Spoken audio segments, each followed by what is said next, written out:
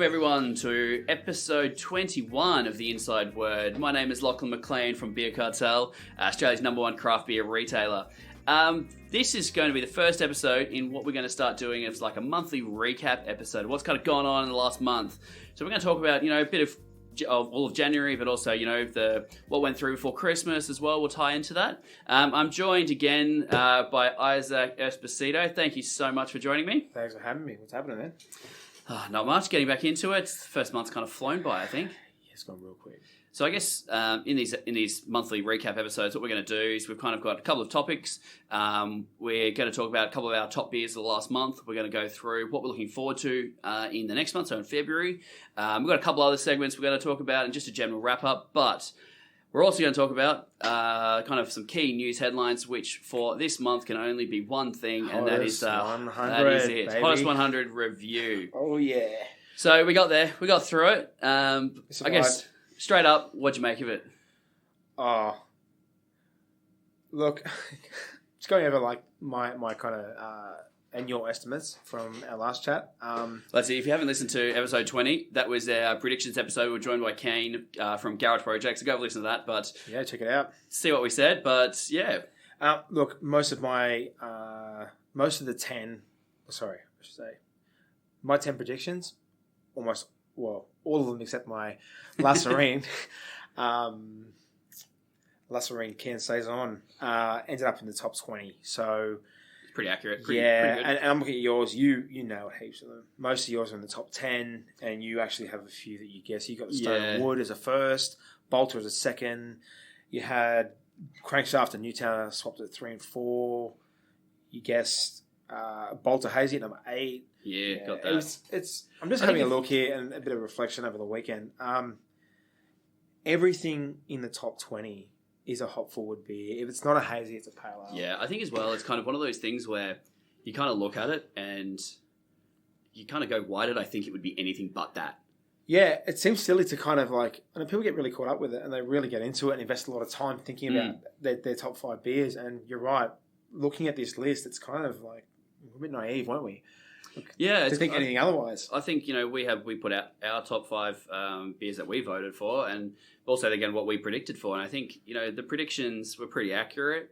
And I guess when you look at it, you kind of, how could it be anything but that?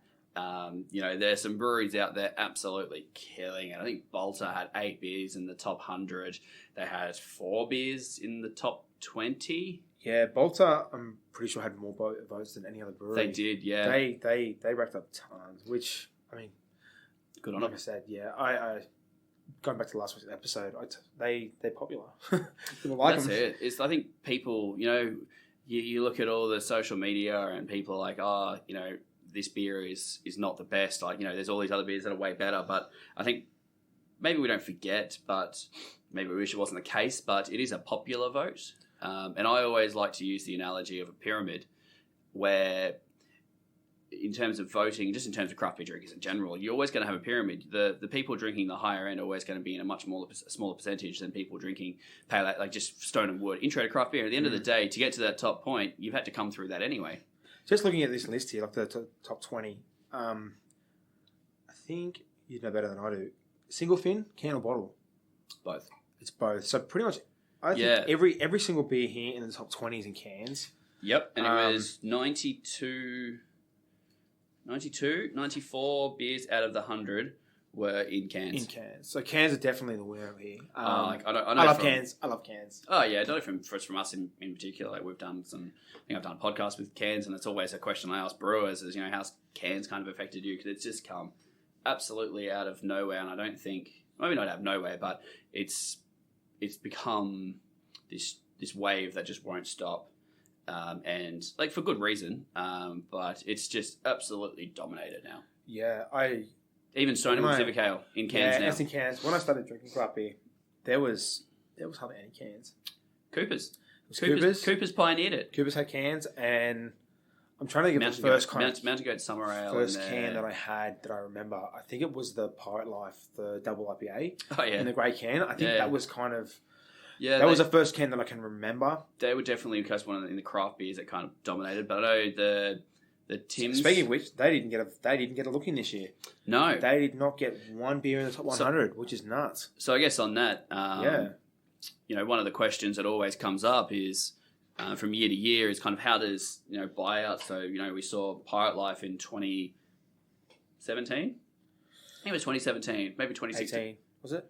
It was the end of the year, but whenever they got bought out, we quickly followed by Feral as well as Four Pints, all kind of within a month, around the same month.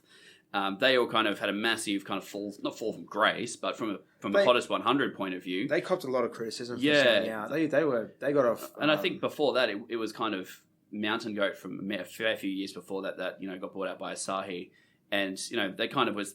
I think it was a bit of a reaction to it. While last year, in 2018 early 2019 we had Green Beacon get bought by Asahi, and then we also had Bolter right at the end of the year, which was really top of mind. And one of the biggest questions was, would Bolter be affected by it for the hottest 100 vote? And I think it can be conclusively say no. No, not one bit. I know they didn't. I know they lost the top place to Stone and Wood.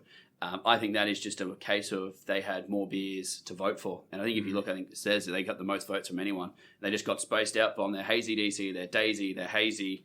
8 beers in the top 100, 8%. All Bolter beers, amazing. It's crazy, huh? They just killed it. Since they came on the scene. It's... I'm just looking at the list again. Distribution is a big one here. Yep. Branding is obviously, I think of a lot of the beers here, they have good branding. They're all hop forward. All of it. Hop forward, yeah. It's just, I had a look, I did a count before I came here today, and there was 36 pale ales, there was 34 IPAs. Out of those IPAs, we have about 11 hazy kind of Neighbor beers. Yeah. 3 reds, 2 milkshakes, and 18 kind of American, Australian, Imperial, double IPA kind of vibes. Yeah. That's a very big indication of what entry-level craft beers are drinking. I mean, absolutely. There's just not a lot of variety here. I think there was a stat. Well, I think the Gavs, because they're under new owners this year. They put out a stat that voting was up 30%, and we were kind of talking about and discussing it here at Beer Cartel, and I think I think I'm under the impression, it could be wrong, but instead of the pyramid that I mentioned, where instead of just the pyramid getting bigger, I think instead of it being kind of all kind of naturally all the same as you get higher, I think the base and tapering up. Yeah, instead of tapering up, I think the angle has kind of gotten bigger, so the base is bigger. So the people at the higher point have kind of maybe be the same, maybe a little bit bigger, but I think it's the base of how many people actually in craft beer has gotten a lot bigger, which I actually look at as a massive positive, because at the end of the day, if you get more people into as introduction to craft beer and drinking, all these intro beers that all the craft beer nerds out there started on. Everyone started on Stonewood Pacific Ale or James Squire's 150 Lashes. Everyone started there and you move your way through. So if you get more people onto that, there's going to be more money in the industry and more high-end beers for craft beer nerds out there. So, I see it as a good thing. Good year for Bent Spoke too. Bent Spoke's done really well. They've crushed it for the last few years. They always do well, but they just... this year they've really cemented themselves as a fan favourite. They've tapped into that entry to kind of early mid-level market, and they've nailed it. They've also absolutely dominating ACT. Oh yeah, they're smashing it. So I remember whenever I go out there, I've got some family out there. I go out there maybe 3 or 4 times a year, and there's a little bottle shop just around the corner from where they live. And when I used to go out there, 4 or 5 years ago, it was terrible. Best you could get was I don't even think you could get Squires. Yeah. Nowadays, you go in there, and Ben Spoke have an entire fridge. Capital have an entire fridge. Yep. And they don't move. That's what people buy. It's amazing. So they're absolutely smashing that kind of community and community focus, which I think is another big important factor. With the beers, if you go through them, Newtowner, the Young Henry, Stone and Wood, Bolter, Ben Spoke, they've got really, really, really good community involvement. Easily accessible beers. Yeah, exactly. Light, refreshing, crushy, smash a case, just hop forward, fruity. It's what people are asking for. Oh, exactly. And I think if you look at it, that especially for Hottest 100 being a popular vote, beers that are available all year round are ones that are going to succeed. Big surprise for me though is the rise back of Feral to get Biggie Juice. That was a surprise. That absolutely threw me. I was like, and that's number 7. They did really well. And they I think that is the only core range New England IPA. Well, probably one of the only core range New England IPA that we stock. But one of the very few ones out there that is once again accessible and easy to get. Yeah, I kind of had a look at the can after I saw this, and look, the design of the can, the branding is very kind of catchy. Yeah. You see it. It's a play on Biggie Smalls. Yeah, exactly. People know it. You can walk into a shop and not really know anything about craft beer, and you can see it, and it's going to catch your eye. And it's affordable too. The price, what's a can? $6? I think. Yeah, $26, $7. Yeah, it's a really easy price point, especially when you compare it to some of the other bigger New Englands that are out there at the moment on the market. And it's in a small can, easy to drink. It makes sense. And I can like, see why it's here, and I can see why people like it. Yeah. The other, I guess, bit of a shock was your mate's Larry. Who? Who? Like, so obviously, your mates. Where are they from? So I guess that's kind of one of the things for us. Being in New South Wales, look, we stock your mates. You do? Yeah, we do. We have some. Yeah, I've never seen it. I've never heard of them. I don't know anyone that's had any of their core range. So, I speak to people, I talk to some mates in Queensland, and they're like, it's everywhere. Oh, you're from Queensland, that's right. Yeah. Yeah, of course. So, like, it's absolutely everywhere. So I think that's, people down here, and, like, we're obviously a Sydney-based company, and, like, we're all down here, and a lot of people are Melbourne, they're like, who is this? And, we, I speak to people in Queensland, like, the Victorian beer guys is amazing. The Victorian guys are blowing up. I know. Online. There's a lot of interesting comments on the Victorian crew. But then again, I guess there's plenty of city breweries that don't make it to Brisbane. For sure. So like they say, it's everywhere. Beer's great. Their marketing plan for it was absolutely on point. Absolutely smashing it. So congrats to your mates for to I guess locking into that community spirit and getting all your people to vote for you. And also producing good beer. I did read and online. hopefully we'll see some more down here. Yeah, I did read online. I was kind of going through a few comments and things on Facebook, and there were quite a few people, I guess, coming to their defense. Yeah, defense, kind of rallying and saying, "Hey, no, these guys are awesome. They do a lot for the community up here. They have a great a good beer vibe. Yeah, they have a good vibe. Good beers. I think it's just a case of people just when you're in a different state.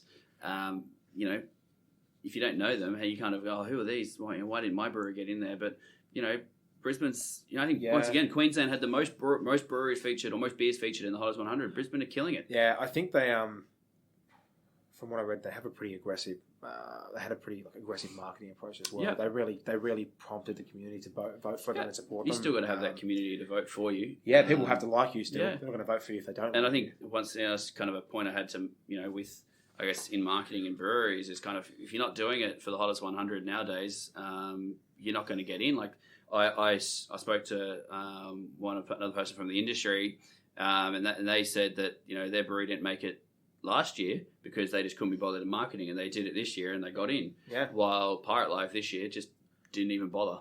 Yeah, they didn't post anything. Yeah, nothing. They didn't post. And, sometimes. For a brewery like Pirate Life, they probably don't need the Hottest 100 as much as some of the smaller breweries do. Like they're going massive. But yeah, there's kind of some really interesting points that always comes out of the Hottest 100. Just looking at the Western Australian map. Sorry. Yeah. I'm a little surprised. Western Australia had kind of picked up the craft beer scene there. I thought that we might see some. Maybe one from other side. I kind of thought maybe. Yeah, I think it's just distro. Yeah. Like WA is so difficult for distro for them. Like, massively.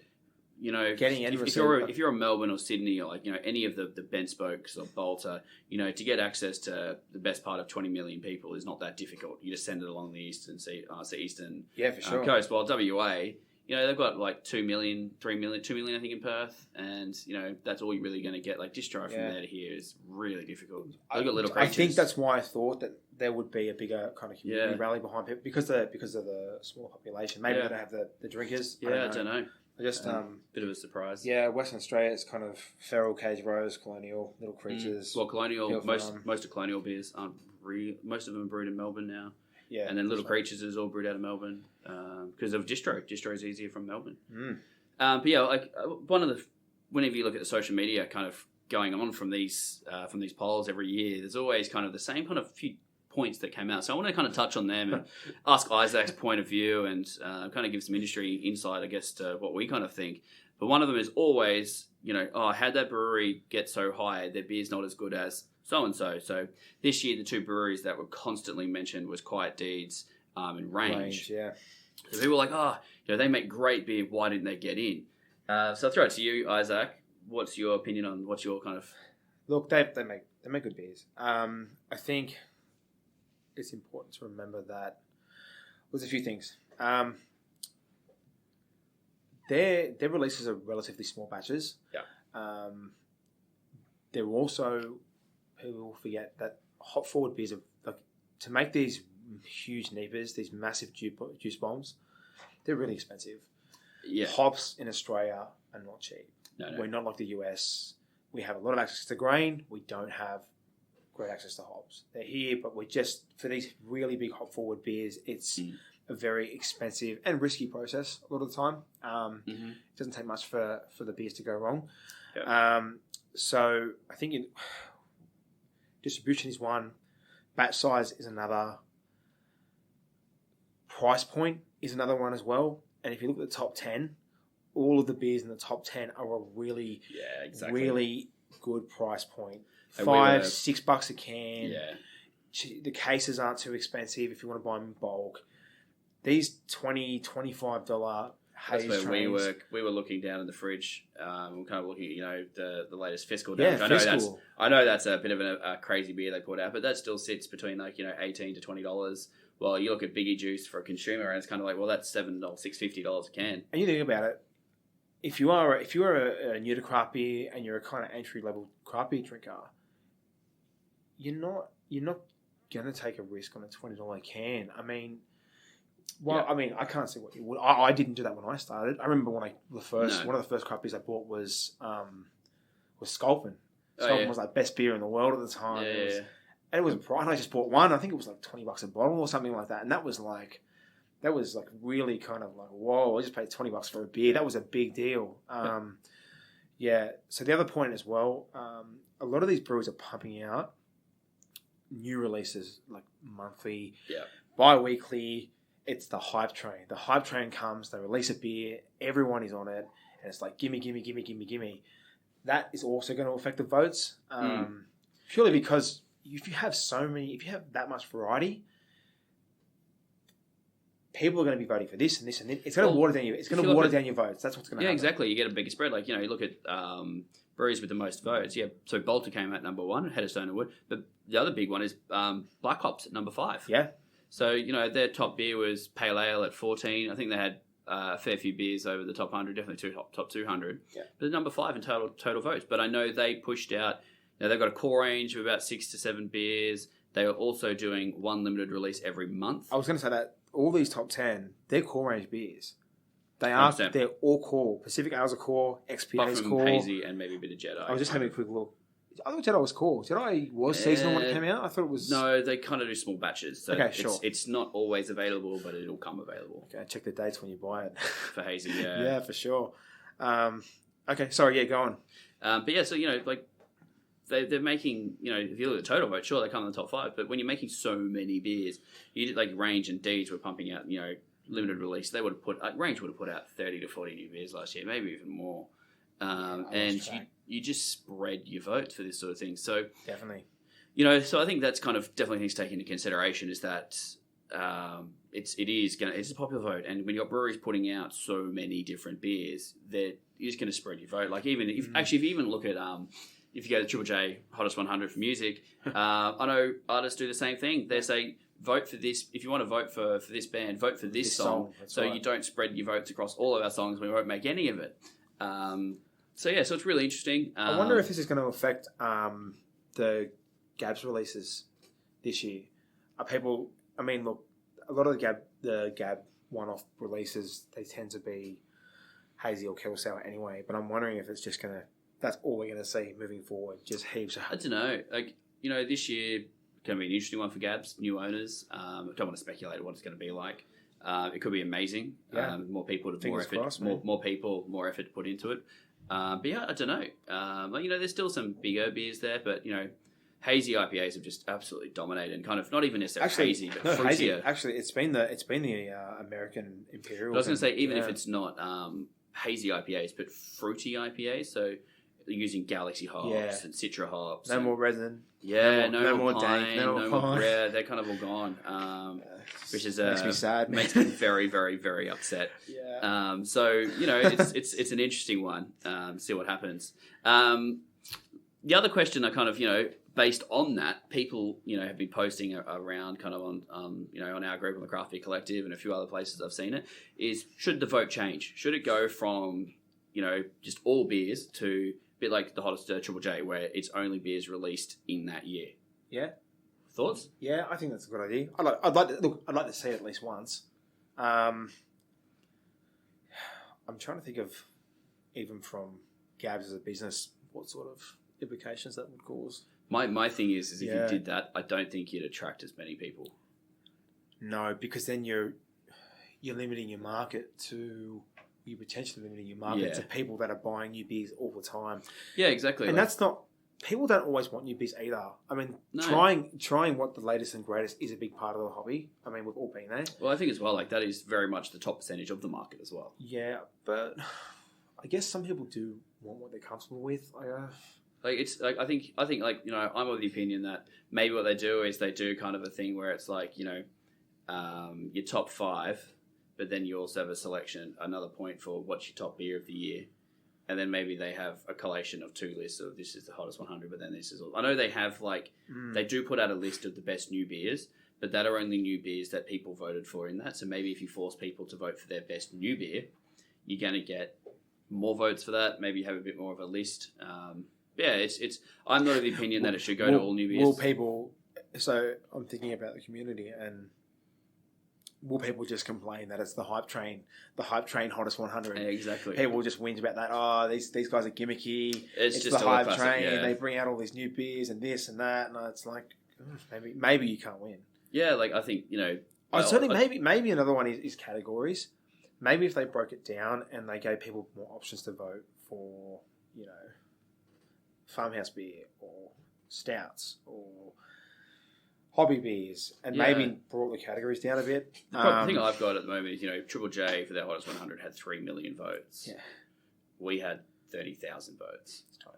I don't think, look, it's still a fantastic representation of where the industry's at, but I don't think the industry's at the point where we can go and say it's only new beers. I don't, if we can get up to 300,000 votes, yeah, maybe. But at the moment, I don't think we're at a point where, you're just going to limit your sample size. And I think the point of the Gabs Hottest 100, it might actually lose what it's about.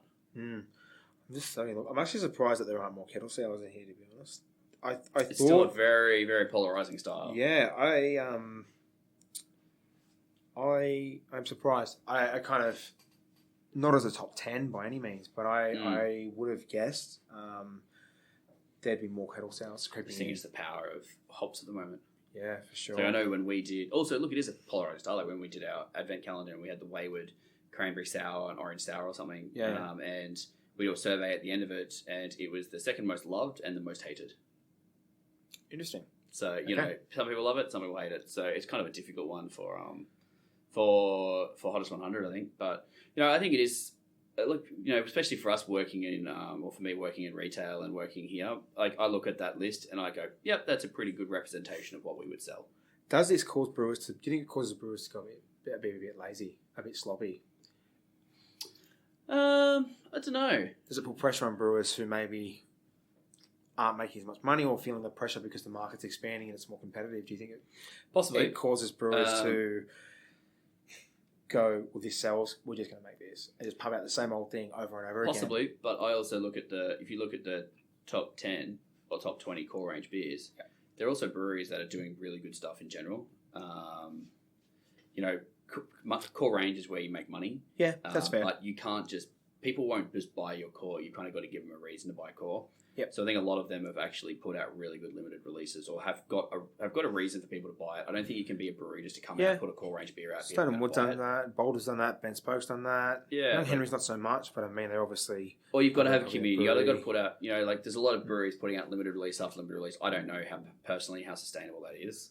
You've got to have that limited. You've got to have that core range where you can make money on it. You have to have a core range. You never survive off limited releases because most of them are expensive. A lot of the time, beers are quite pricey. The only way you'll survive, I think, of limited releases if you stay with what Range is doing, where you're selling it from your cellar door and you're not retailing it. So if you're selling it from your cellar door, you're making more money on it, and you don't have the overheads, you don't have staff, you don't have reps, you don't have distribution.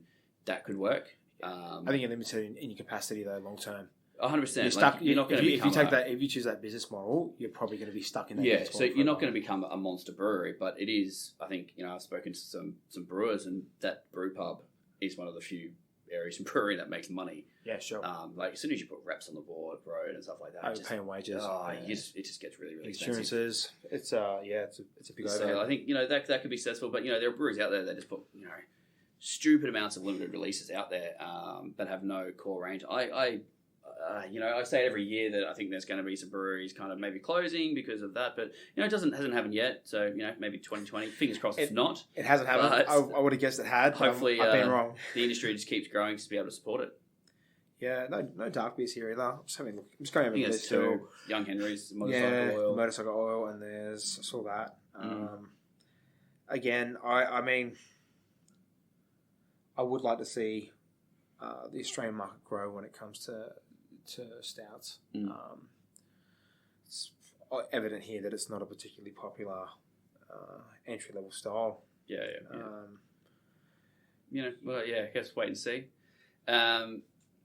So the other kind of key point that's kind of especially come out this year, last year really started as well, but breweries heavily marketing. So it's as we mentioned with Pirate Life, did no marketing, got no beers in the hottest 100. Has it become who's got the best marketing department? I think it's a big part of it. Absolutely, marketing is. If you have boring looking cans, people aren't going to. Yep. I think for this entry level market, again, if you thinking back to when I started drinking craft beer, when you walk into a shop and there's 400 beers, how do you stand out? Because again, it's evident that a lot of these beers are appealing to the mass kind of bottom of that pyramid you're talking about. I think marketing and can design, or label design, I should say, is a huge part because it can be overwhelming. I mean, absolutely. If you don't really know what you like, and you're kind of trying to learn and you're trying to experiment, if a can it catches your eye, you're going to buy. I think price point is a big one too. What about breweries? Marketing to people to actually vote for them in terms of the amount of posts I saw on my feed saying please vote for us and all this sort of stuff. So I do know that when I spoke to Guy, the previous owner for the Hottest 100, they do have rules in place that you can't solicit votes. You can't say vote for us, we'll give you a free beer. Yep. You can't do a competition, but you can say please vote for us. Help us out, yeah. So is it the one we're thinking of is a small brewery that might have an email database of 1,000 people versus some other bigger breweries that might have 100,000 that can email out say please vote for us. Do you think that affects it? Not really. I guess everyone here that I'm going to get has a pretty active social media. I think everyone has an equal opportunity to reach out to people. So no, I don't think it's a big deal. But if you don't reach out, you'll be yeah, exactly. I believe that. If you don't, so you're right. It does have an impact. I mean, I don't think it should be don't advertise, don't ask people to vote for you. Yeah. It's kind of it's kind of one of those things about these polls when it's popularity poll. It's no different to Triple J Hottest 100 with bands kind of saying, "Hey, vote for me" and all this sort of stuff, and just anything popular. You're always going to have people marketing and advertising saying, "Hey, please vote for me." So at the Hottest 100, it's I think it's amazing insight for the industry. I think once again it is very much of a snapshot of where the industry's at. And it's looking forward to see what happens next year. See if Stone and Wood gets knocked off. Yeah. Sure. And hopefully, the industry keeps growing. I'm looking forward to seeing Gabs this year and what he'll put out. I think there's a lot of breweries in here, just in the top 100, that aren't normally involved, or probably Yep. there's a lot of breweries that aren't in this list that aren't normally involved that are out and about. Yeah. So yeah. I'm thinking that maybe Gabs this year will have a lot of festival beers, like potentially double of what we've seen before.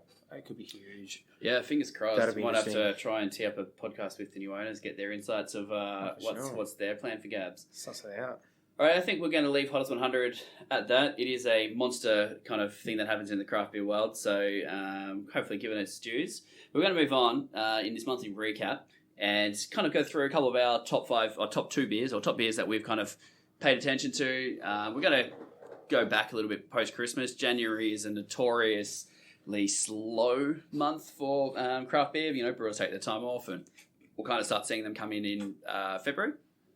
It's been pretty slow. It's been pretty slow. The So last it's been- 6 weeks, there hasn't been many beers released. There hasn't Yeah. been much happening. So we're going to go back to, we've got a couple of beers. One big one. What were your couple of beers that stood out for you over the last kind of 5-6 weeks?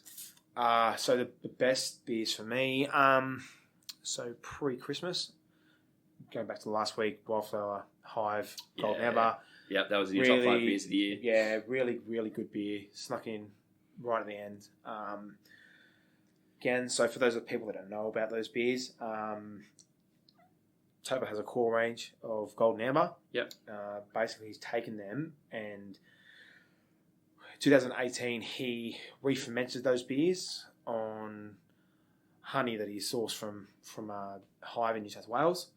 They were supposed to be released early 2019, but they basically ended up with a whole bunch of what's known as not even THP? Yeah, THP. I'm not even sure that I'm pronouncing this right, but it's like tetrahydropyridine, I think it is.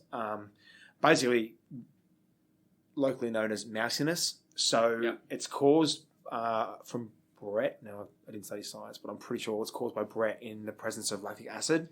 Yep. And it creates... Put it out there that it's still not 100% known what causes it. Yeah, so it's not... They're still looking into it. It kind of creates like a graham cracker, urine-y, musty kind of vibe. It hits the back of the mouth at... like I said, at the back of the swallow. It hits that, and it's quite... It's not a nice characteristic of beer. So, thankfully, THC can be... THC can be... it can be reduced or taken away or cleaned up by Brett. So the Brett from the house... This is the Brettanomyces yeast strain. Yeah, Brettanomyces. One of the classic kind of farmhouse strains. It was cleaned up by the Brett in Topher's house culture. So he released that at the end of 2019 instead. Great beers. Honey adds a really nice layer to what are 2 very, very good beers. That it adds a blossomy mouthfeel, like a sweet, kind of, it's a very subtle, like a syrupy. So yeah, it's almost like a syrupy honey texture to the beer. They're really good. Yeah, I really enjoy both of them. And the other beer that came out that kind of caught my attention was the Bolter and Garage Project collab. Yeah, that's the been, I think, Sabro hops. There weren't many beers that kind of landed new beers, but that certainly dropped with a massive fever and hype train. Chugging in, man. Yeah, look, I love that. I think it's a really good beer. Garage Project are doing some of the best, New England IPAs hazy IPAs going around there, and that, absolutely fantastic. I definitely thought that this beer was probably more on the Garage Project side of things. It definitely tastes felt a lot like their Fresh series. Yeah, I thought it reminded me of their Fresh series, to be honest. It was tasty. I like Sabro hops. I have had a Sabro beer before from the US. This one was like a really, really big Sabro beer. It was super coconutty, super kind of lime. I found that the dry haze was quite subdued in a way, but I think it was very approachable. You got Mochueka coming out. Yeah, definitely. I thought you could definitely taste that. So it's a good beer. It's nice. It was really nice. It was refreshing. It was a good drink. I liked it. So I think for people out there as well who are, lots of people are asking where can you get the other part of the series, which is the beer brewed at Garage Project, which is using Galaxy instead of Mochueka. Yeah, definitely. I know there are a few kegs coming out, so stay tuned for where they are. Jump on the Garage Project's socials or just follow the usual places. But yeah, that's definitely going to be a one people look for. Sorry, for me, a couple of my kind of highlights going back for maybe the last 6 weeks. I had Forest for the Trees Red Ale. I love what that does, what they're doing. I think it's a really cool story as well. For those who don't know Forest for the Trees, this is Brad Rogers, who is the original brewer at Stone and Wood, so the guy that created Pacific Ale. But he was previously a winemaker, loves barrels, loves all the wild stuff. So he started Forest for the Trees, which is kind of a little side project. I think he's done saison, a couple of saisons, barrel aged saison, and then released the red ale. Lovely, kind of a little bit like Rodenbach, a little bit obviously a bit different, a bit more malty, but yeah, really, really, really good. And the other one was Mountain Culture Lager. So I know people people have been, if you don't know who Mountain Culture is, it's DJ, who is the original head brewer from Modus Operandi, who came previously from Oscar Blues in the States. Yeah. He set up a brewery in Katoomba up in the Blue Mountains. So, if you're not in Sydney, you might not have heard of him just yet. You might have seen him floating around some socials, but, people have been in Sydney, especially following him, especially after the Modus Operandi. That's former tenant, and he has produced a double red IPA up in Mountain Culture, and that's the one people have been kind of going for. But if you actually go chat to him, the brewery's been set up to make lagers. So I didn't know. Yeah, this, so he's got a system in place that I don't know if he's if he's not the only one in Australia, he's one of the very few that does double decoction mashing. I'm not going to explain the process. I'm not a brewer, but I have spoken to some, and they said it's a really old school method of mashing in the brewing, and it is specifically designed for lagers. And his lager is absolutely banging. It's it just does everything it should. It's got the hops, and it's just absolutely fantastic. So yeah, Mountain Culture, Forest for the Trees were my kind of standout beers from the last kind of month, bit more. Mate, Crispy Boys the new hazy beer, huh? I know. Crispy Boys are the new hype. Bring back lagers. I don't like that. I'm not a fan of lagers. Don't do that. We should go chat to my colleague Connor. He'll convert you. I just don't give me dark lagers. Don't give me any lagers. Really. I don't like dark lagers. I don't like smoked dark lagers. Just keep lagers away from me. All right. So moving on from that, what we're going to do as well every month, we're going to go, what are we looking forward to? So, there's always big news on the horizon, beers that have kind of been teased that haven't come out again. What are you looking forward to in the next month? Look, sticking with the farmhouse and wildflower theme, and wildflower. So next Friday, the 7th, Wildflower are releasing their Jester King collab. I think it's got Nothing Special Here and Nothing Fancy. I need to double check that. It's 2018. Jeff, from the founder of Jester Kings, came and did a bit of a Aussie tour, I guess, so to speak. Came out, checked the place out. He brought over some aged hops that they use to brew their beers over at Jester Kings. For those of you that don't know what aged hops are, they take the hops, they dry them out, and it basically reduces the alpha acid component of the hop, which means that hops inhibit the growth of lacto, which is souring. They're a preservative. They have any bacterial properties. Yep.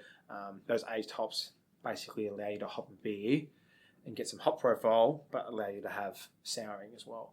So they used the beer was fermented with brewed with the aged hops and fermented with a mixture of Wildflower and Jester King's house culture, and it will be ready next week, and I'm really pumped. I've been waiting for this one for a long time. Jester King's are my favourite brewery, so yeah, right. It's gonna be sick. Yeah, nice. I will check the name on it though. I should know, and I've just had a mind blank. So I'll jump to mine. What are you looking forward to? I'm actually weirdly not looking forward to beer. So really, it's from a brewery though. So we're going to stick with the. Sorry, it's called Nothing Fancy. It's called Nothing Fancy. Sorry, yeah, cool. Got it. I'm sticking. So it's not a beer, but it's from probably one of my favourite breweries. 2 Metre Tall. It's from down in Tassie. Nice. Yeah, so if you don't know 2 Metre Tall, probably the original. Well, no, he has a beer called the Original Sour Red Ale. He started making Farmhouse in Australia before Farmhouse was even known. Yeah, do yourself a favour. If you ever bump into Ashley, ask him about he's a great person to chat to. Ask him about his kind of history of the brewery and his experience producing farmhouse beers in Australia and sending them to the US. He's a very interesting story. He's a great chat. He's also 2 meters tall, hence the name. You can't miss him. What a big dude. He's 2 meters tall. He's lanky with massive long hair. Can't miss him. He's actually coming up, I think in March, to do a bit of a masterclass up here again. Yes, and he's bringing, which is what's coming out next month, his mead. Yeah, nice. So I have had his mead. I had it on tap for the brewery in 16, I think it was. So he's done a new batch of mead and he's bottling it for the first time. Are his bees? His hives, yeah. Yeah, nice. So you might not have had his hives ones, but this one is his hives. Yeah, I did breed that. I had one in 16 when I was down there. I'm keen. It's nice. So very, very excited for that. Yes. So they're kind of a couple of things that we're super looking forward to in the next month or so. Might kind of review those and see how they were this time next month. But what we're going to do every kind of month we go through these. Isaac's, I was going to say a new dad, but a repeat dad. So you've got a 4-week-old? 4-week-old and a almost 2-year-old. Almost 2-year-old. So you've, being a beer fan, you've got to the point now where you've been collecting, got a cellar, but you've got to the point now where you've realised you need to go through it. Yeah, I kind of got to a point where I enjoyed collecting more than I did drinking. And a hard part of cellaring is that you're always looking for the right time to crack those whales, the right reason, the right whatever. And they don't really come up that often. Not nearly as much as I'd like to. So we're going to do, we're going to go through. I've challenged Isaac to every month to pick his favourite beer that he's pulled out of his cellar. It could be international, could be something from ages ago. But what's been the last little while? What's been your pick of your cellar beers? I cracked the Goosens last, just before Christmas. That was pretty cool. You want to talk about that, or you reckon something else? Let's go Goosens. It's got a unique story that cool. We're going to stick on the farmhouse today. Yeah. Goosens is it was a brewery in Belgium roughly 65, 70 years ago. Yep. Little vague on the story there, but there was 4 lambic brewers in around Brussels. Around Brussels, and they split and became 2, and they produced lambic around that time. Was that probably after World War II? Was it? Yeah, I'd say late 1940s. Yeah, about 1940s, somewhere around there. So they, for those of you that don't know what lambic is, is it the oldest style? One of the oldest styles of brewing? Yeah, it's one of the oldest styles. Essentially, like it's a spontaneous fermented. Sour ale, I guess. It's sour, but the actual lambics kind of is in and around Brussels. The yeast lives in the air, natural fermentation. Can only be called lambic if it's from Brussels, from the region. Yeah. It's got a whole load to it, but it is one of the original sour ales. We should look up the style and actually probably go over it, to be honest. So this brewery closed down. The original owners, they passed, and they handed it down to their grandson, who is an older gentleman now. So he's going to sell the brewery. It's the original farmhouse, the original brewery. The mash tuns there. They have the what do you call them? The things they used to press the grapes. Winemakers use them and stuff. And just a press. Yeah, it's just a press. The old wooden presses. Yeah. They have that for when they make Creek. It's pretty much been left just empty. Yeah, right. So the grandson, he had enough of the place and was like, well, I'm not using it, let's sell it. So he came in and he wanted to clean the place up, was having a look around, and in the old barnyard, there's a basement, and he went down and he found 3,000 bottles of lambic that had been sitting there for, like 60 odd years, 65 years, 70 years. They're a little vague on the date, but they have some newspaper articles and some receipts and purchase orders down there, so they know it's at least 65 years. So, he found that, and the reason they knew they were lambic is because back in the day, lambic bottles were painted with white paint, and the creeks were painted with red paint, and that's how they identify them. And for those of you that know what a creek is a lambic aged on cherries. Yeah. So, he was going to throw them all away. He was going to throw all of them in the bin. He was like, what is this rubbish? Apparently he's a wine drinker as well, doesn't like beer. And one of his friends was like, no, sour beer's a thing. Again, people like it. Why don't you try and sell them? So a lot of the bottles were, they had leaked. They corked, crumbled. Oxygen was in there. It's just basically they weren't drinkable, but there were, I think, 200-ish that were available for sale. So I managed to purchase them off someone who had bought them directly off the grandson. So that was a really cool experience. I mean, beers shouldn't. I mean, lambics can be aged for like 20 years. What does Cantillon suggest? Like some of I think 15 to 20 years. 40 years. Yeah, they can be aged for quite a while under the right conditions. So basically, because these beers had been kept in complete darkness at like 10 degrees, just no vibrations, no movement, nothing, no airflow. A lot of them were pretty much perfect. So I had the privilege of cracking one of those at the end of last year, and that was a really cool experience. I got quite lucky as well. From what I've seen online, a lot of the corks, they just break apart when you try and open them, or they get stuck and you've got to chip them a bit. And it ends up, you have to decant them because all the cork ends up in the lambic. Really interesting beer. Very leather forward. I got bits of bubblegum kind of on the nose and on the palate, which is traditional with lambic. You know, you get leathery kind of bubblegum flavours.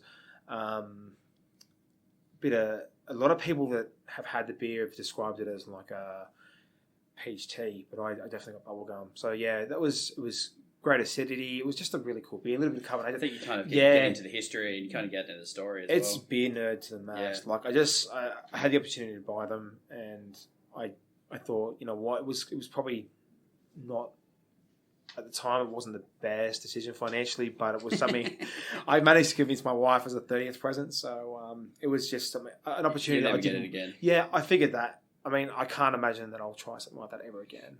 Yeah. That's a really, really cool experience. It's I'm keen to see what you crack open the next month. Yeah, and we hear about we get next month.